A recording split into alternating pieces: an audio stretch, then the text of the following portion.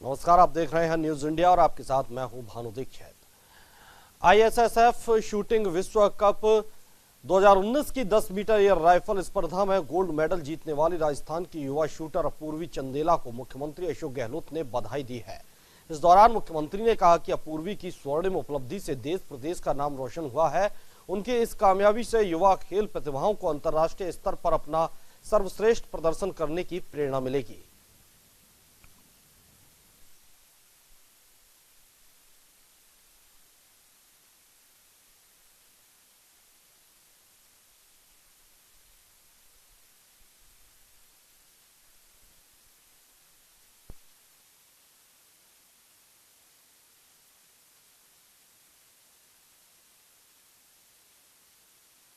चिकित्सा एवं स्वास्थ्य मंत्री और सीकर जिले के प्रभारी मंत्री रघु शर्मा खंडेला विधानसभा क्षेत्र के दौरे पर रहे।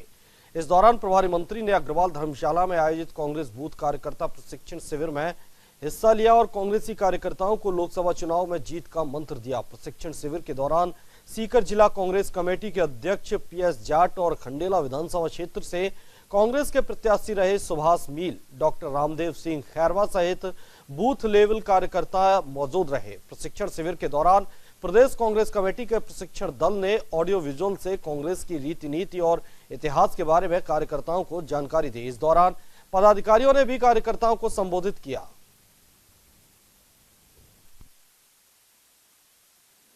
हमारे राजस्थान में पूरे 52,000 बूथ पे कांग्रेस पार्टी का ये प्रशिक्षण शिविर चल रहा है, जिसमें हमारे जो बीएलए हैं उनको हम कांग्रेस के इतिहास के बारे में, चाहे वो आज़ादी के आंदोलन के दौरान का इतिहास हो, चाहे आज़ादी मिलने के बाद भारत ने जो प्रगति की है, पंडित जवाहरलाल नेहरू के नेतृत्व में, इंदिरा जी के नेतृत्व में, लाल बहादुर शास्त्री जी के नेतृत्व में, राजीव गांधी जी के नेतृत्व में, मनमोहन सिंह जी के नेतृत्व में, पीवी नरसिम्हा राव जी के नेतृत्व में, कांग्रेस पार्टी ने पिछले 70 साल में आज़ादी के बाद इस देश में जो विकास किया है उसकी जानकारी हमारे कार्यकर्ताओं को दे रहे हैं।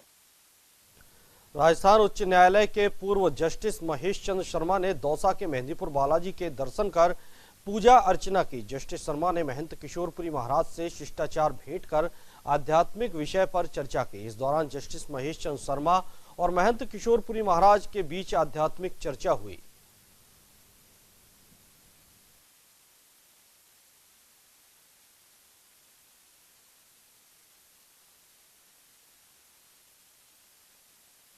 निगम विष्णु लाटा के निर्देश पर नगरीय विकास कर बकायेदारों पर नगर निगम ने शक्ति दिखाना शुरू कर दिया है। शनिवार को नगर निगम ने जयपुर के विद्याधर नगर के आमिर जोन में बड़ी कार्रवाई करते हुए 5 संपत्तियों को कुर्क किया। नगर निगम की सतर्कता पिंकी सीआई राकेश यादव, विद्याधर नगर जोन के राजस्व अधिकारी ममता नागर के नेतृत्व में नेगचार रेस्टोरेंट, बनी पार्क और प्रताप एनक्लेव पहुंचा और ढोल नगाड़ों के साथ कुर्की की कार्रवाई की गई। इस तरह कुल 5 संपत्तियों की कुर्की की गई।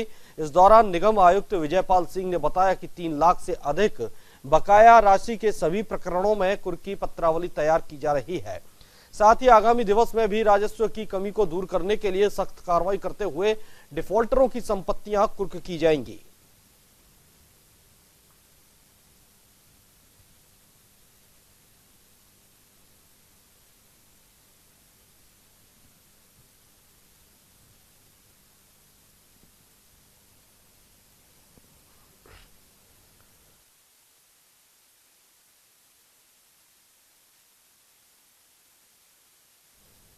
जयपुर में पीएम कृषक सम्मान निधि योजना कल लॉन्च की जाएगी। प्रदेश में ये योजना सभी जिलों के कृषि अनुसंधान केंद्रों में लॉन्च की जाएगी। राज्य स्तरीय कार्यक्रम दुर्गापुरा कृषि अनुसंधान केंद्र में होगा। कार्यक्रम का आयोजन दुर्गापुरा कृषि अनुसंधान केंद्र में किया जाएगा। इस योजना में 1 लाख से ऊपर किसानों के पंजीकरण की संभावना जताई जा रही है। इस मौके पर पंजीकृत किसानों को जिला स्तर पर सम्मान निधि से भी नवाजा जाएगा। इस मामले में सचिवालय में मुख्य सचिव डीबी गुप्ता ने वीडियो कॉन्फ्रेंसिंग के जरिए कलेक्टरों से चर्चा की और इस संबंध में आवश्यक दिशा निर्देश दिए।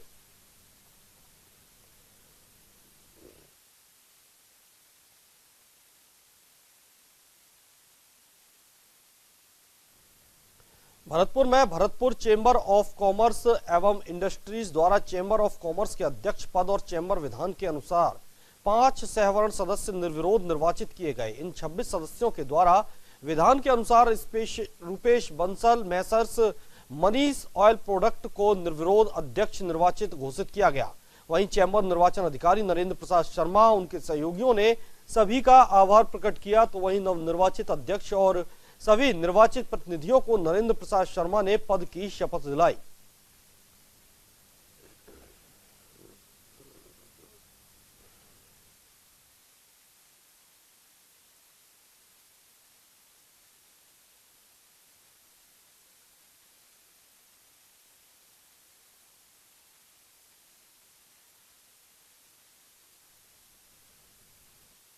बंसल जी को निर्वाचित घोषित किया है। रूपेश बंसल जी के अतिरिक्त इस पद के लिए किसी अन्य ने कोई आवेदन प्रस्तुत नहीं किया। निर्विरोध अध्यक्ष निर्वाचित सदस्यगणों ने मुझको जो उम्मीद और मेरे से अपेक्षा रखकर मुझको जो अध्यक्ष पद का पदभार सौंपा है, इस गरिमाई पद को बनाए रखने के लिए मैं सबके सहयोग एवं आशीर्वाद से कार्य को चैम्बर कार्य जोधपुर के ओसियां पुलिस थाने के नवनियुक्त थानाधिकारी बाबूराम चौधरी ने पदभार ग्रहण कर कार्यभार संभाल लिया है। वहीं इससे पहले ग्रामीणों की ओर से साफा और माला पहनाकर चौधरी का अभिनंदन किया गया। गौरतलब है कि चौधरी सिरोही से स्थानांतरित होकर ओसियां आए हैं। चौधरी ने नए थानाधिकारी के रूप में कार्यभार संभालते हुए कहा कि अवैध मादक पदार्थों की तस्करी और ओवरलोड वाहनों की रोकथाम के लिए विशेष अभियान चलाया जाएगा। वहीं पुलिस की ओर से खुफिया तंत्र को मजबूत कर आमजन के साथ सामंजस्य स्थापित कर अपराधों पर अंकुश लगाना उनकी प्राथमिकता रहेगी।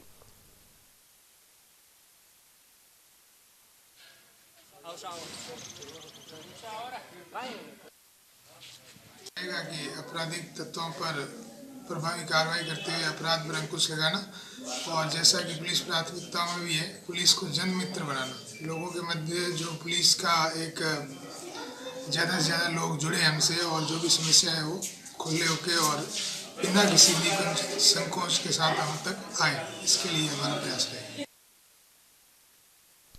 चित्तौड़गढ़ के रावत भाटा में एक अज्ञात व्यक्ति की मौत का मामला सामने आया है, जहां शराब के नशे में अज्ञात व्यक्ति नहाने के लिए राणा प्रताप सागर बांध में गया था। वहीं नशे की हालत में पैर फिसलने से व्यक्ति की मौत हो गई। फिलहाल पुलिस मामले की जांच में जुट गई है।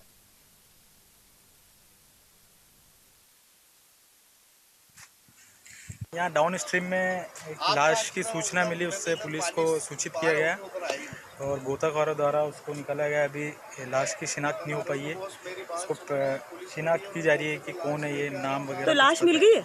हाँ, लाश मिली है, गोताखोरों ने लाश निकाली है। तो वो अभी वाइट चेहरा हो गया, उससे क्या पता नहीं लग पा रहा है कि कौन है। सुबह 1 घंटे पूर्व ही सूचना मिली थी कि राणा प्रताप सागर बांध के 16 नंबर गेट के पास जो पानी है उसमें एक डेड बॉडी तैर रही है। तो यहाँ मैं जाब्ता के आके और गोताखोर की मदद से डेड बॉडी को बाहर निकलवाया है। उसके कपड़े बाहर मिले हैं, एक शराब का क्वार्टर मिला है। पहचान अभी हुई नहीं है, शिनाख्तगी के प्रयास जारी है। अभी मोर्चरी में डेड बॉडी रखवा रहे हैं।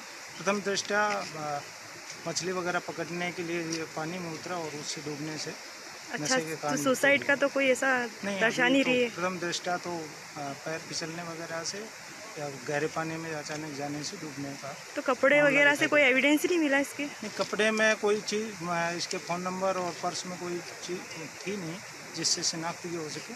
लोगों को भी राजस्थान में दृष्टिबाधित छात्र अपनी मांगों को लेकर बड़ा आंदोलन कर सकते हैं। जानकारी के मुताबिक दृष्टिबाधित छात्रों ने अपनी पीड़ा बताते हुए राजस्थान विश्वविद्यालय के कुलपति को आज ज्ञापन सौंपा है, जिसके तहत 2018 में जारी राइटर गोल्ड लाइन के तहत विश्वविद्यालय में इसे लागू करवाने की मांग की है, ताकि राइटर की क्वालिफिकेशन की कोई बाध्यता न हो। वहीं अन्य विश्वविद्यालयों की तर्ज पर राजस्थान विश्वविद्यालयों में भी दृष्टिहीन छात्र छात्राओं की निःशुल्क शिक्षा की मांग भी उठाई है।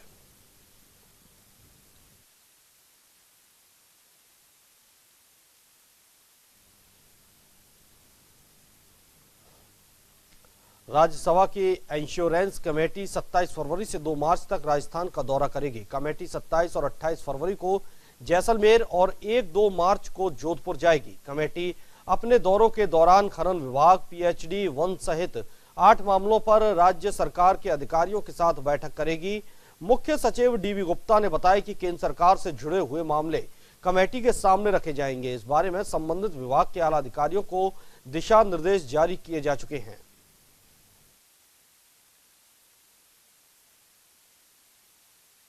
लॉन्चिंग होने वाली है समिति, राज्यसभा की एश्योरेंस समिति, जिसमें 12 एश्योरेंसेस जो राज्यसभा में अलग अलग मंत्रियों ने दिए हैं उनके बारे में आ रही है। वो जैसलमेर और जोधपुर का दौरा है। 27-28 को जैसलमेर है और 1 और 2 तारीख को जोधपुर है।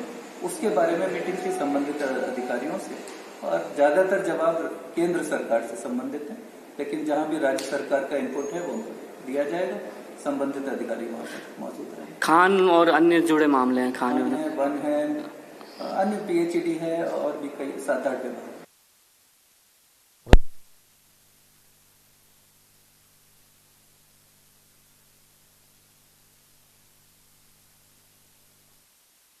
परीक्षा में फर्जीवाड़ा, आखिर कहां से आई 22,000 डिग्रियां?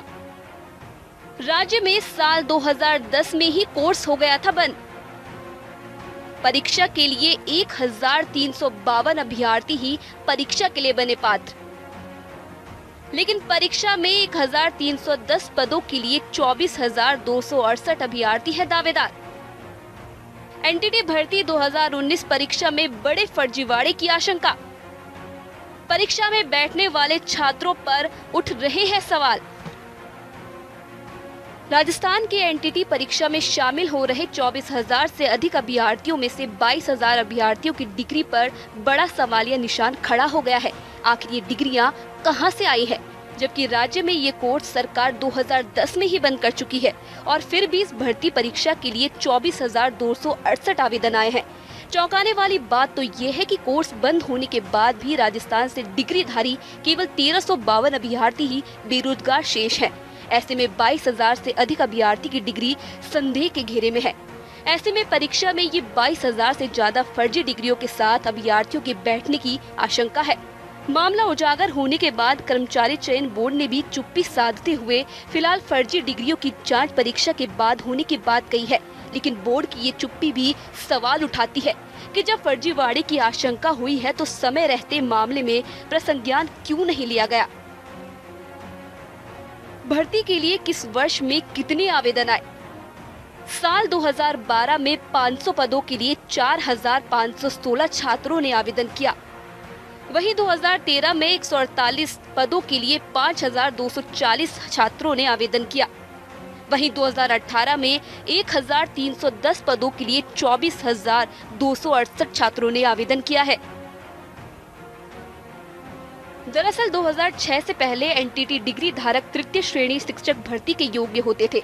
इसके बाद एनसीटी ने एनटीटी डिग्री को तृतीय श्रेणी शिक्षक के लिए अमान्य करते हुए कहा कि केंद्र स्तर पर इसको मान्यता नहीं दी जा सकती है और राज्य सरकार को निर्देश दिए कि इनकी वैकल्पिक व्यवस्था कर सकती है। राज्य सरकार ने 2010 में एनटीटी कोर्स कराने वाली संस्थाओं की मान्यता वापस ले ली थी। तब से राज्य में ये कोर्स पूर्ण रूप से बंद हो गया था और प्रदेश में 2,754 कुल एनटीटी डिग्री धारक थे। इसके बाद डिग्री धारकों ने आंदोलन किए। लगातार आंदोलनों को देखते हुए 2012 में तत्कालीन अशोक गहलोत सरकार ने 500 पदों की भर्ती निकाली। उधर पात्र एनटीटी धारी अभ्यर्थियों ने परीक्षा में बड़ी धांधली की बात कहते हुए राज्य सरकार से इन फर्जी डिग्रियों की जांच की मांग उठाई है। वहीं इनका कहना है कि फर्जी डिग्री वालों के खिलाफ कानूनी कार्रवाई हो, जिससे भविष्य में किसी भी भर्ती परीक्षा में फर्जी डिग्री धारक आवेदन नहीं कर सके और योग्य अभ्यर्थियों का ही चयन हो सके। 2019 को राजस्थान कर्मचारी चयन बोर्ड पूर्व प्राथमिक शिक्षा अध्यापक एनटीटी भर्ती परीक्षा आयोजित करवाने जा रहा है, जिसमें राजस्थान में 2010 में पूर्ण रूप से कोर्स बंद हो चुका है और कुल 2754 एनटीटी अभ्यर्थियों ने ये योग्य कोर्स किया था, जबकि बोर्ड के अनुसार आवेदन संख्या 24,000 से अधिक है। आखिर में ये 22,000 आवेदन आए तो कहां से आए? जब राजस्थान में कोर्स ही बंद हो चुका है तो इतनी बड़ी संख्या में आवेदन कहां से आए? ये फर्जी अभ्यर्थी हैं और सरकार इस मामले को दबा के बैठी है। बोर्ड और महिला बाल विकास विभाग इस पे चुप्पी क्यों साध रखा है? अगर बोर्ड पहले ध्यान देता तो आवेदन संख्या लेने से पहले इस पे कार्रवाई करनी चाहिए थी। आखिर में परीक्षा कल होने जा रही है, बोर्ड ने ठोस कदम क्यों नहीं उठाया? इससे जो योग्य अभ्यर्थी है वो अपने को ठगा सा महसूस कर रहे हैं। गौरतलब है कि एनटीटी परीक्षा में किस तरह से प्रशासन अब आवेदनों की जांच करेगा, ये तो आने वाला वक्त ही बताएगा। न्यूज इंडिया के लिए जयपुर से मोनिका शर्मा की रिपोर्ट। यात्री सुविधा समिति के सदस्यों की टीम शनिवार को अजमेर पहुंची। यहां टीम के सदस्यों ने अजमेर स्टेशन पर गहन निरीक्षण किया। इसके बाद रेल अधिकारियों की बैठक लेकर आवश्यक दिशा निर्देश दिए। निरीक्षण के दौरान टीम ने व्यवस्थाओं पर संतोष जताया, वहीं कुछ सुविधाओं को लेकर दिशा निर्देश भी दिए। वहीं पत्रकारों से बात करते हुए टीम के सदस्यों ने कहा कि रेलवे की ओर से की गई व्यवस्थाएं काफी संतोषजनक हैं। वहीं रेल मंत्रालय के निर्देशानुसार अजमेर के लोको कारखाना के मुख्य द्वार पर हेरिटेज प्रदर्शनी का आयोजन भी किया गया, जिसमें कारखाना प्रबंधक BR मोगा ने बतौर मुख्य अतिथि शिरकत की।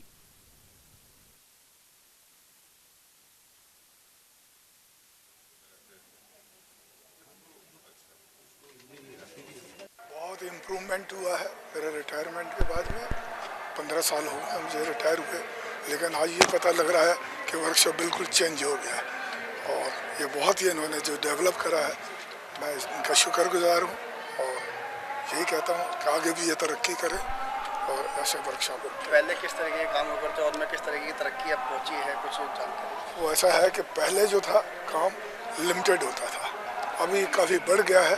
तो इन्होंने कई आइटम्स को इंक्रीज कर दिया है। पहले LHB का प्रोग्राम नहीं था, नॉर्मल कोचेस होते थे, अभी वो बढ़ गया है। और भी कुछ पावर वर्क क्रिएट करने में मतलब? हाँ जी, जैसा इलेक्ट्रिसिटी होने वाली है उसको लेकर भी कुछ तरीके के बढ़ गए हैं। ये तो इम्प्रूवमेंट होते ही रहेंगे और ये काफ़ी अग्रसर है, उसमें मैं इनको आशीर्वाद। उदयपुर के भिंडर में एक किसान दंपत्ति ने फसल के बजाय फल की खेती करके 2 महीने में ही 2 लाख रुपए कमा लिए। फसल के बजाय फल की खेती के लिए पत्नी ने प्रेरित किया और खेत पर फल की देखरेख की जिम्मेदारी भी पत्नी ने ही ली, जबकि पति को बाजार में विक्रय की जिम्मेदारी दी। किसान दंपत्ति ने फल की खेती में एप्पल बेर के पौधे लगाए थे।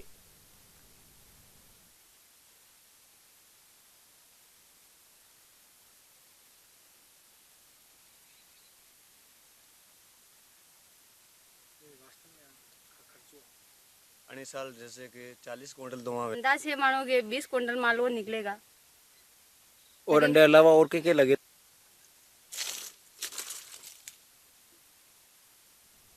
प्रधानमंत्री नरेंद्र मोदी के टोंक दौरे को लेकर कांग्रेस ने निशाना साधा है। कांग्रेस उपाध्यक्ष डॉक्टर अर्चना शर्मा ने कहा कि किसानों के कर्ज माफी का मुद्दा बनाकर पीएम मोदी ने किसानों का अपमान किया। राजस्थान में कांग्रेस सरकार के सकारात्मक कदम उठाए हैं, उस पर पीएम मोदी ने गलत बयानबाजी की है। इससे पता चलता है कि भाजपा अब कांग्रेस से डर गई है।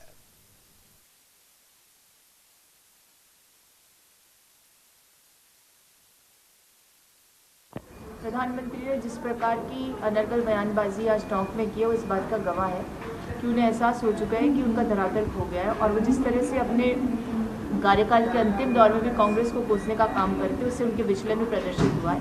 किसानों की ऋण माफी को मुद्दा बनाकर उन्होंने किसानों का अपमान करने का प्रयास किया है और सकारात्मक जो कांग्रेस ने काम करने शुरू हुए उनको लेकर के जिस प्रकार का उन्होंने बयान दिया, वो उनकी सोच का परिचायक है जो विघटन की राजनीति से प्रेरित।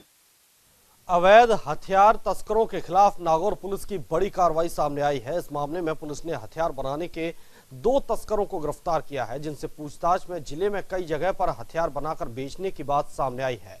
दोनों से पूछताछ के आधार पर छापेमारी कार्रवाई की गई। पुलिस कार्रवाई में अलग अलग जगह से करीब 9 लोगों को अवैध हथियारों के साथ गिरफ्तार किया गया। वहीं उनके पास से हथियार बनाने का सामान भी बरामद किया गया है।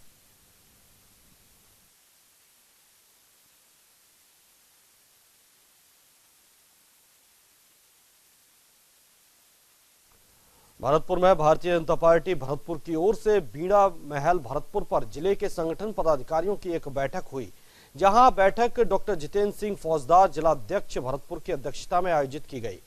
इस बैठक में भारतीय जनता पार्टी के होने वाले आगामी कार्यक्रमों पर विस्तृत चर्चा की गई और संगठनात्मक रूप से विधानसभा प्रभारियों से अब तक किए गए कार्यक्रमों की रूपरेखा तैयार की गई। प्रधानमंत्री महोदय की मन की बात, माननीय प्रधानमंत्री नरेंद्र भाई मोदी द्वारा प्रत्येक माह की जाने वाली मन की बात कार्यक्रम के तहत 24 फरवरी को होने वाले मन की बात कार्यक्रम को प्रत्येक बूथ स्तर पर सार्वजनिक स्थल पर टीवी LED लगाकर कार्यकर्ताओं के साथ चाय पिलाकर संपन्न कराया जाएगा।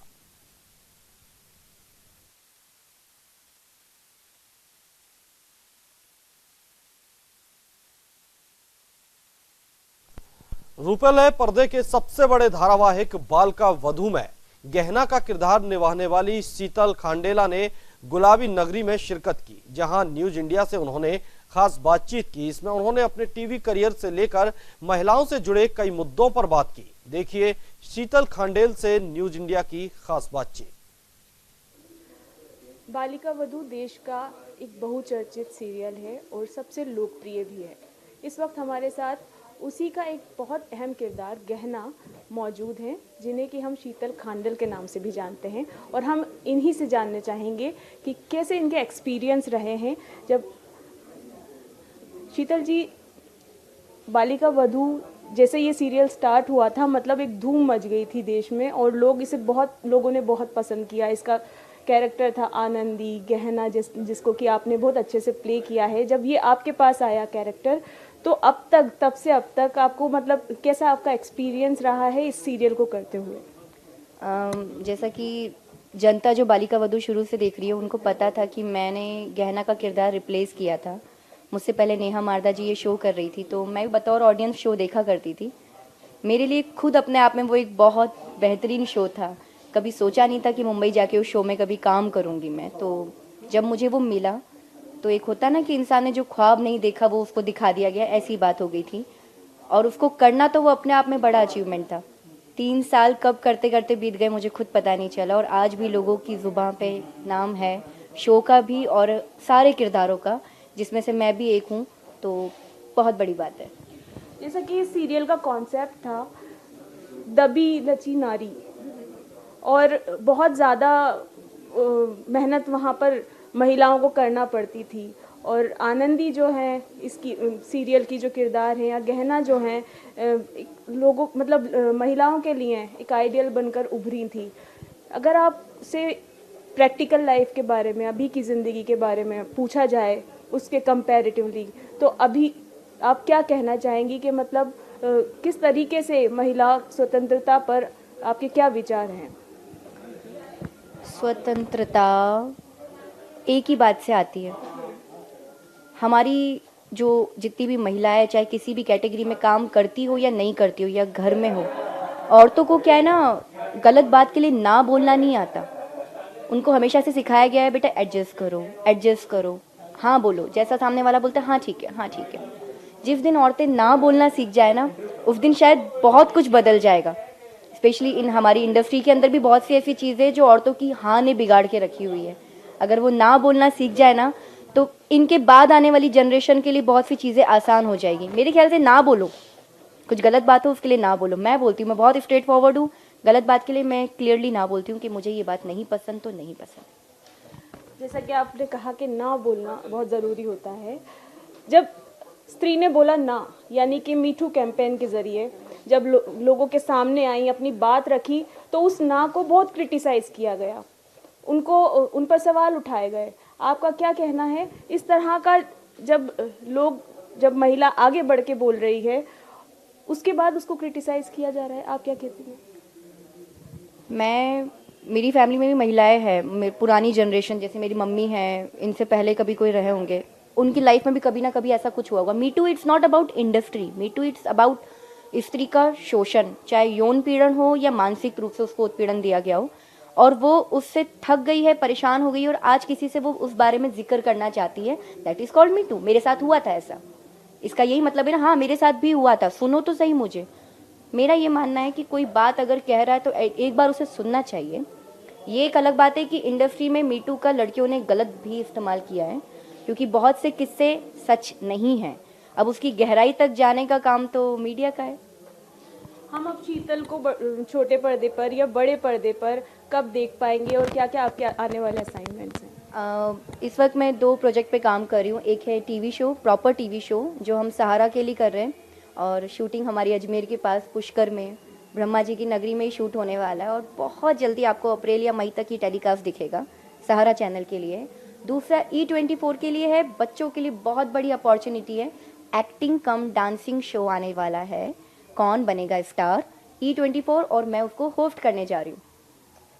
तो ये थी शीतल खांडेल, जिन्होंने हमसे हर एस्पेक्ट पर बात की, चाहे महिला सशक्तिकरण हो या कि मी टू कैंपेन हो या उनके आने वाले एडवेंचर्स हों, हमें आने वाले टाइम में भी वो पहले पर्दे पर अच्छे और नए किरदार निभाती हुई नजर आएंगी। न्यूज़ इंडिया के लिए मैं हिना ताज।